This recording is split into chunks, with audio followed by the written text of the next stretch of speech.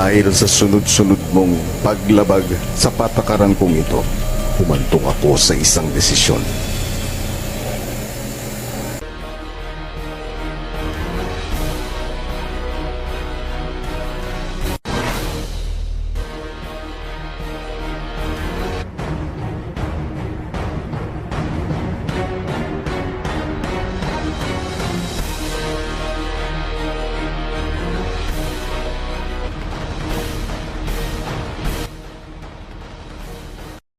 Humantong ako sa isang desisyon.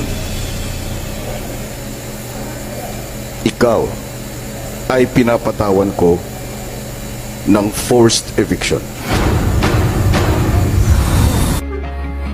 Know what I never even had. I have every reason to miss and die. Big brother. I could find the strength to let you go.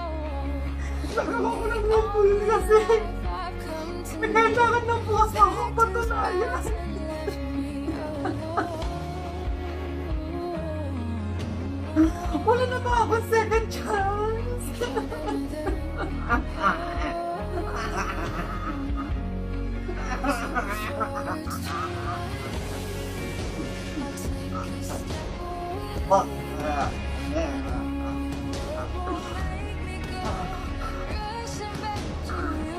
Huwag niyo naman pong husgahan yung pagkatao ko.